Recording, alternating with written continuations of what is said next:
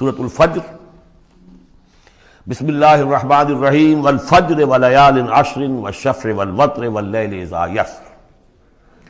یہ قسمیں جو ہیں پہلے جیسا کہ عرض کیا مشکلات القرآن میں سے ہیں، اور اس طرح کے دورے میں اس میں بحث نہیں ہو سکتی، لیکن یہ کہ فجر عام خیال یہ کہ اس سے مراد ہے 10 ذی حج کی جو فجر ہوتی ہے، جس کے بعد کہ نحر ہوتا ہے، قربانی ہوتی ہے، وہ گویا کہ کلائمیکس ہے پھر حج کے افعال کا۔ ولیال عشر، اور اس سے پہلے کی 10 راتیں، ظاہر بات ہے کہ 10 تاریخ جب ہوگی تو 10ویں رات گزر چکی ہے، تو یکم ذی الحج سے لے کر اور 10 ذی الحج تک کی یہ 10 راتیں جو ہے گزر چکی ہیں۔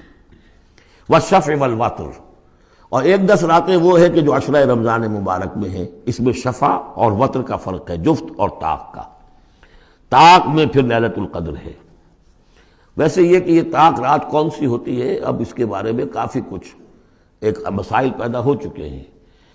بہرحال یہاں تک والشفع والوتر یہی خیال ہے کہ اس سے مراد ہے کہ یہ جو راتیں ہیں جو جفت اور طاق ہیں ماہ رمضان مبارک کے آخری عشرے کی۔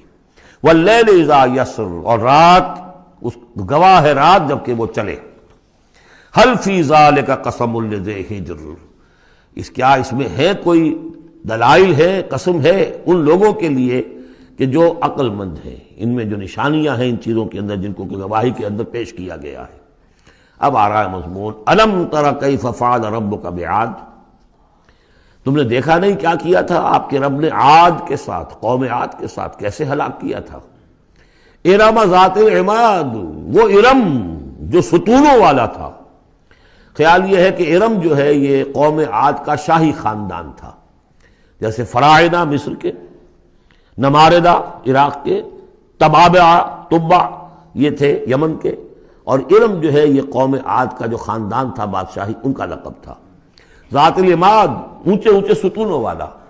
اور اب جو اس شہر کی شداد جو ان میں ایک بہت بڑا بادشاہ گزرا ہے، اس کے آثار، اس کے کھنڈر موجود دیکھ لیے گئے ہیں کہ اس صحرا کے نیچے دبے ہوئے ہیں، اور 30 اس کے اوپر بڑے بڑے مینار بنے ہوئے ہیں اس شہر کی فصیل کے اوپر۔ تو ذات العماد جو بڑے ستونوں والا تھا، التی لم یخلق مثلھا فی البلاد، جیسے کہ اس سے پہلے کبھی دنیا میں نہیں بنائے گئے تھے۔ معلوم ہوتا ہے کہ ویسی تعمیر جو اس عاد کے بادشاہ شداد نے کی تھی، شاید دنیا میں پہلی مرتبہ اتنا، اسی لیے شداد کی جنت مشہور ہے، اس نے وہ جنت بنا لی تھی اپنی، اس قدر وہاں پر ساز و سامان تھا۔ وَثَمُودَ الَّذِينَ جَابُوا الصَّخْرَ بِالْوَادِ، اور تم نے دیکھا کہ اس سمود کے ساتھ کیا کیا تمہارے رب نے، جنہوں نے چٹانوں کو، وادی میں چٹانوں کو تراش تراش کر محل بنا لیے، وہ تو اب بھی موجود ہیں، بڑے بڑے ہال، پھر بغلی کمرے، بڑے عمدہ ان کے جو مکان بنے ہوئے۔ وَفِرْعَوْنَ ذِي الْأَوْتَادِ، اور کیا کیا آپ کے رب نے فرعون کے ساتھ کہ جو میخوں والا تھا، اس کے جو کہ بڑے بڑے لشکر چلتے تھے، تو بہت سے خچر تو ایسے ہوتے تھے جن کے اوپر صرف جو خیموں کو کھڑے کرنے کے لیے میخیں ہوتی تھی وہی اٹھا کے چل رہے ہیں۔ کچھ اور بھی اس کے بارے میں آ رہا ہے، واللہ عالم۔ الذین طغوا فی البلاد، اصل بات یہ ہے کہ ان تمام قوموں نے سرکشی اختیار کی ملکوں میں، فاکثروا فیہا الفساد، ظاہر بات ہے جب اللہ کے خلاف سرکشی ہوگی تو خلق کے لیے فساد ہو جائے گا۔ اکثروا فیہا الفساد، اس میں بڑا فساد پیدا کر دیا۔ آج جو فساد ہے ہیوز اور ہیو ناٹس کا، نارتھ ورسز ساؤتھ، ایک فساد ہے دنیا میں، ہے چل رہا ہے، جس طریقے سے کہ پیسہ کھینچ رہی ہیں یہ قومیں، G7 اور G9، یہ اگرچہ ان کے لیے بھی پرابلمز پیدا ہو رہے ہیں، اور بھی دور فلک ہیں ابھی آنے والے، ناز اتنا نہ کرے ہم کو ستانے والے، ان کی بھی اپنی جو ہے اندر سے رگیں کٹ رہی ہیں، لیکن بہرحال ایک زمانے میں انہوں نے فساد مچایا۔ ظہر الفساد فی البر والبحر بما کسبت ایدی الناس فصب علیہم ربک صوت عذاب، تو پھینکا اور دے مارا ان کے اوپر ان کے رب نے عذاب کا کوڑا۔ عذاب کا کوڑا تھا جس سے آل فرعون بھی ختم ہوئے، اور وہ عاد بھی تباہ و برباد کر دیے گئے، قوم سمود نسیم منسیہ کر دیے گئے۔ ان ربک لبالمرصاد، جان لو کہ تمہارا رب طاق میں بیٹھا ہوا ہے، گھات میں ہے، جو کوئی ایسی سرکشی کرے گا اس کا پھر یہی حشر کرے گا۔ یہ اب جو مضمون آ رہا ہے قرآن مجید میں بہت ہی اہم مضمون ہے۔ فَأَمَّا الْإِنسَانُ إِذَا مَا ابْتَلَاهُ رَبُّهُ فَأَكْرَمَهُ وَنَعَّمَهُ فَيَقُولُ رَبِّي أَكْرَمَنِ، انسان کا معاملہ یہ ہے کہ جب اس کا رب اسے آزماتا ہے، اسے عزت دیتا ہے، نعمتیں دیتا ہے، تو وہ کہتا میرے رب نے مجھے عزت دی۔ وَأَمَّا إِذَا مَبْتَلَاهُ فَقَدَرَ عَلَيْهِ رِزْقَهُ، جب اسے آزماتا ہے اور اس کا رزق جو ہے اس پر تنگ کر دیتا ہے، راشننگ کر دیتا ہے، تھوڑا تھوڑا دیتا ہے، فَيَقُولُ رَبِّي أَهَانَنِ، تو وہ کہتا ہے میرے رب نے مجھے ذلیل کر دیا۔ کلا، ایسا نہیں ہے۔ آپ کو کیا خرابی نظر آئی اس میں؟ کوئی شرک نہیں ہے۔ اس نے یہ تو نہیں کہا کہ مجھے نعمتیں دی ہیں تو کوئی لکشمی بائی کی کرپا ہو گئی ہے، یہ تو نہیں کہا۔ اللہ نے، میرے رب نے مجھے عزت دے دی، اور اگر کہیں تنگی آ گئی ہے تو یہ میرے رب نے مجھے ذلیل کر دیا۔ توحید تو مکمل ہے نا یار، کہ کسی اور دیوی دیوتا کسی اور الہہ کا تذکرہ نہیں ہے، رب ہی نے مجھے عزت دی، رب ہی نے مجھے ذلیل کیا۔ تو عز من تشاء و تذل من تشاء، اے اللہ تو ہی ہے جس کو چاہتا عزت دیتا ہے، جس کو چاہتا ذلیل کر دیتا ہے۔ تو کیا خرابی کیا ہے اس میں؟ اس میں خرابی یہ ہے کہ اس دنیا میں جو کچھ تمہیں ملتا ہے تم اسے عزت مت سمجھو، یہ امتحان ہے، اور اگر کبھی تنگی آتی ہے اسے ذلت نہ سمجھو، یہ بھی امتحان ہے۔ یہ برابر ہے، یہ تم نے اسے عزت سمجھا دھوکہ کھا گئے، اس کو ذلت سمجھا دھوکہ کھا گئے۔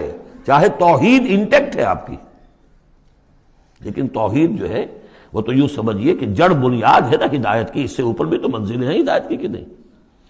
یہ امتحان ہے۔ ایک لفظ جو کامن ہے، اذا مبتلاہ ربہ فاکرمہ، جب اسے ابتلا میں ڈالا اور ابتلا میں عزت دی۔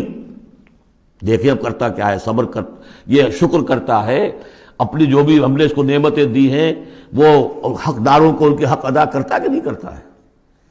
یہ عزت نہیں ہے، عزت تو تب ہوگی جب تم اس امتحان میں پورے اترو گے۔ ذالک یوم التغابن، وہ تو قیامت میں پتہ چلے گا کہ کس کے لیے عزت تھی کس کے لیے نہیں۔ کسی کو تنگی دی ہے تو یہ ذلت نہیں ہے، دیکھنا ہے صبر کرتا ہے کہ نہیں کرتا۔ کہیں یہ بالکل مستر ہو کر اور اپنی عزت نفس جو ہے ہتھیلی پر رکھ کر لوگوں کے سامنے مانگنے کے لیے تو نہیں نکل جاتا، پتہ چل گیا نا۔ تو یہ امتحان ہے۔ تو پہلا درجہ سمجھیے کہ چاہے فراوانی ہو، عیش ہو، آرام ہو، دولت ہو، یہ بھی امتحان، تکلیف ہے، رنج ہے، محنت ہے، مشقت ہے، اسرت ہے، تو یہ بھی امتحان، دونوں برابر ہو گئے۔ اب بھی ہدایت اس سے اوپر بھی ہے ایک۔ ہمارے دل میں یہ چور رہے گا پہلا امتحان آسان ہے دوسرا مشکل ہے، نہیں، حقیقت اس کے برعکس ہے۔ پہلا مشکل ہے، یہ دولت میں رہ کر بھول جانے کا آپ کے اندر زیادہ امکان ہے۔ میں نے حدیث آپ کو سنائی تھی، ما قل و کفا خیر مما کثر و الہا، اگر زیادتی ہوگی دولت ہوگی تم اللہ کو بھول جاؤ گے تو زیادہ سخت نقصان یہ ہے، زیادہ بڑا امتحان یہ ہے۔ اور اگر ناپ تول کر مل رہا ہے تو ہر وقت اللہ یاد رہے گا، یہ ہلکا ہے، اگر حقیقت وہ بھاری ہے۔ اور اسی میں وہ واقعہ نوٹ کر لیجئے امام احمد ابن حنبل رحمۃ اللہ علیہ کا، کہ جب وہ مار پڑ رہی تھی کہ جس کے بارے میں الفاظ ہیں کہ ہاتھی کو بھی وہ مار پڑتی تو بل بلا اٹھتا، اس وقت آنکھوں میں آنسو نہیں آئے۔ کب آئے؟ جب بادشاہ وقت، خلیفہ وقت کا ایلچی آیا ہے اشرفیوں کے توڑے لے کر کہ یہ بادشاہ نے آپ کے لیے نذرانہ بھیجا ہے، تب رو پڑے، اے اللہ میں اس امتحان کے قابل نہیں ہوں۔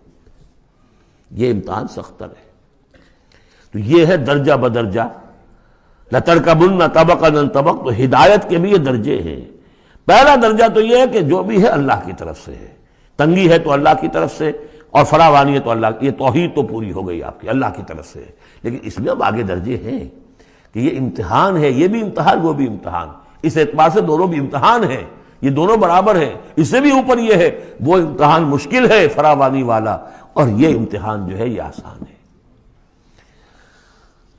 فَأَمَّا الْإِنسَانُ إِذَا مَا ابْتَلَاهُ رَبُّهُ فَأَكْرَمَهُ وَنَعَّمَهُ فَيَقُولُ رَبِّي أَكْرَمَنِ وَأَمَّا إِذَا مَا ابْتَلَاهُ فَقَدَرَ عَلَيْهِ رِزْقَهُ فَيَقُولُ رَبِّي أَهَانَنِ كَلَّا۔ لیکن چونکہ تمہاری ذہنیت یہ ہے، لہذا تمہارا طرز عمل کیا ہے؟ بَلَا تُكْرِمُونَ الْيَتِيمَ، تم یتیم کی عزت نہیں کرتے۔ وَلَا تَحَاضُّونَ عَلَىٰ طَعَامِ الْمِسْكِينِ، تم مسکینوں کو، غریبوں کو کھانا کھلانے پر ایک دوسرے کو اکساتے بھی نہیں ہو، خود تو کیا کھلاؤ گے؟ اس لیے کسی اور سے اگر کہہ دیں گے تو وہ پلٹ کر کہہ دے گا تم کیوں نہیں کھلا دیتے، لہذا بہتر یہ ہے کہ خاموش رہو۔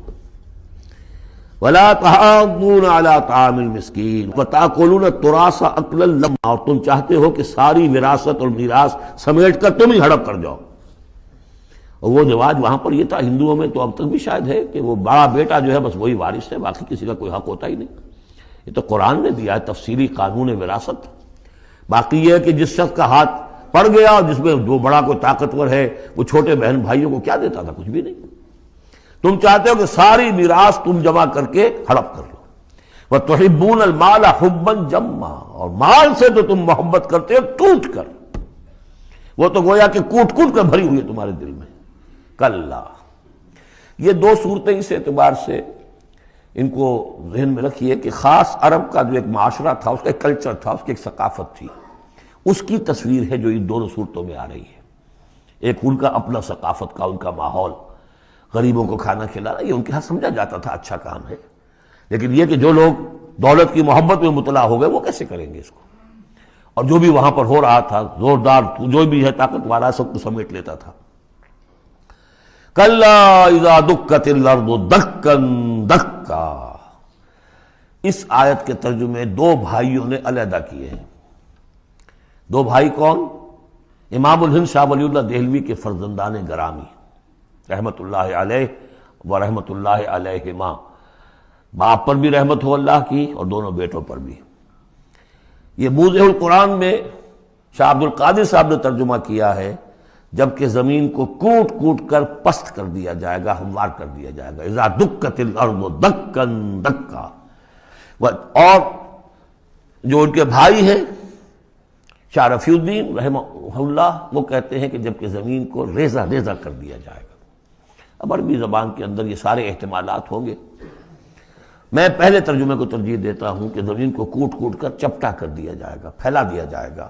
وَجَاءَ رَبُّكَ وَالْمَلَكُ صَفًّا صَفًّا، سورہ حاقہ میں آپ نے پڑھا تھا فَإِذَا انشَقَّتِ السَّمَاءُ فَكَانَتْ وَرْدَةً كَالدِّهَانِ، یہ تو ہم نے پڑھا سورہ رحمان میں، اور پھر یہ کہ وہاں پڑھا بھربھرا سا ہو جائے گا، وَالْمَلَكُ عَلَىٰ أَرْجَائِهَا، اس کے کناروں کے اوپر جو ہیں وہ فرشتے ہوں گے، وَيَحْمِلُ عَرْشَ رَبِّكَ فَوْقَهُمْ يَوْمَئِذٍ ثَمَانِيَةٌ، اور 8 فرشتے اس روز اللہ کے عرش کو لے کر اتریں گے۔ جاء ربک والملک صفا صفا، اس سے اندازہ ہوتا ہے کہ قصہ زمین برسر زمین ہی طے ہوگا۔ جو ہم نے کمایا، جو گنوایا، یہی کمایا یہی گنوایا، کوئی نیکی کمائی تو یہاں اور کوئی بدی کمائی تو یہاں، یہ سارا قصہ زمین زمین ہی پر ہوگا۔ زمین کو پھیلایا جائے گا، مدت کھینچا جائے گا، چپٹا کر دیا جائے گا، کوٹ کوٹ کر پہاڑ چلا دیے جائیں گے، وہ ریت روئی کے گالے بن جائیں گے، نہ اس میں کہیں کوئی موڑ ہوگا، نہ اونچائی ہوگی، نہ ڈھلوان ہوگی۔ سورہ طٰہٰ میں ایک بار سے تو یہ ساری چیزیں کر کے پھر یہیں پر اللہ تعالیٰ کا نزول اجلال ہوگا، اس کی کوئی تجلی ہوگی جس کو لے کر کے خاص طور پر 8 فرشتے جو ہیں وہ نازل ہوں گے۔ وَجَاءَ رَبُّكَ وَالْمَلَكُ صَفًّا، فرشتے ہوں گے صفے باندھے ہوئے۔ وَجِيءَ يَوْمَئِذٍ بِجَهَنَّمَ، اور لے آئی جائے گی اس دن جہنم بھی، اور جیسا کہ میں نے عرض کیا غالباً وہ اسی زمین میں سے نکل آئے گی۔ یہی جو اندر موجود ہے، جو لاوا نکلتا ہے کبھی، ان تمام جو بھی یہ آتش فشاں پہاڑ ہوتے کہاں سے نکلتا ہے؟ یہ اندر ہے زمین کے، اگر اس کو کوٹ دیا جائے، اس کو کھینچا جائے تو وہی چیز ظاہر ہو جائے گی، سامنے آ جائے گی۔ واللہ عالم۔ یومئذ یتذکر الانسان وانیٰ لہ الذکریٰ، اس دن انسان کو سبق یاد آئے گا، یاد کرے گا، چیتے گا وہ انسان۔ یہ شاہ صاحب کا لفظ تھا، چیتے گا انسان، یاد آ جائے گا اسے کہ وہ کیا کر کے لایا تھا یہاں پہ، اور اسے پوری نصیحت حاصل ہو جائے گی۔ لیکن اب یہ نصیحت کس کام کی؟ یومئذ یتذکر الانسان وانیٰ لہ الذکریٰ، اب یہ کس لیے؟ اب تو اس کا کوئی فائدہ نہیں۔ وہ تو دنیا میں اگر تم نے دیکھا ہوتا، سوچا ہوتا، حقائق تم پر منکشف ہوتے تو فائدہ تھا، یہاں تو نہیں۔ یقول یا لیتنی قدمت لحیاتی، وہ کہے گا ہائے کاش میں نے اپنی زندگی کے لیے کچھ آگے بھیجا ہوتا۔ یہ لفظ نوٹ کیجئے، حیاتی، میری زندگی تو اصلی یہ ہے، آج معلوم ہوا مجھے، میں تو دنیا کی زندگی کو زندگی سمجھتا رہا، وہ زندگی نہیں تھی، وہ زندگی کی تمہید تھی، وہ ایک امتحانی وقفہ تھا۔ چھانٹی کرنے کے لیے اللہ تعالیٰ نے تمہاری بڑی طویل زندگی میں، وہ زندگی برطرز اندیشہ سود و زیاں ہے، زندگی ہے کبھی جاں اور کبھی تسلیم جاں ہے زندگی، تو اسے پیمانہ امروز و فردا سے نہ ناپ، جاویداں پہ ہم دواں ہر دم جواں ہے زندگی۔ اس زندگی کا تھوڑا سا حصہ کاٹ لیا موت کا وقفہ ڈال کر، یہ ہے آپ کا ٹیسٹنگ پیریڈ۔ خلق الموت والحیات لیبلوکم ایکم احسن عملا، تو امتحان پاس کرتے ہو اچھے مستقبل کے لیے، اس امتحان کو پاس کرنا تھا اس آخرت کے لیے. اب وہ کہے گا یقول یا لیتنی قدمت لحیاتی، کاش کہ میں نے اپنی زندگی کے لیے کچھ آگے بھیجا ہوتا. فیومئذ لا يعذب عذابہ احد، تو اس دن وہ عذاب دے گا کہ جیسا عذاب کوئی نہ دے سکے. لا يعذب عذابہ احد، اس کا سا عذاب نہ دے سکے کوئی اور. ولا یوثق وثاقہ احد، اور اس کا سا باندھنا نہ باندھ سکے کوئی اور. لیکن اسی وقت خوش قسمت ہوں گے کوئی خوش قسمت جن سے کہا جائے گا یا ایتھا النفس المطمئنہ، اے نفس مطمئنہ. کون؟ جو اس زندگی میں، امتحانی زندگی میں مطمئن ہو کر اپنے رب کی بندگی میں لگا رہا، یکسوئی کے ساتھ اس کے دین کے ساتھ چمٹا رہا. مطمئن، یا ایتھا النفس المطمئنہ ارجعی الی ربک راضیۃ مرضیہ، اب لوٹ جاؤ اپنے رب کی طرف اس حال میں کہ تم اس سے راضی، وہ تم سے راضی. رضی اللہ عنہم ورضوا عنہ فادخلی فی عبادی، داخل ہو جاؤ میرے نیک بندوں میں. اولئک مع الذین انعم اللہ علیہم من النبیین والصدیقین والشہداء والصالحین. جاؤ ادھر جاؤ. وادخلی جنتی، اور داخل ہو جاؤ میری جنت میں.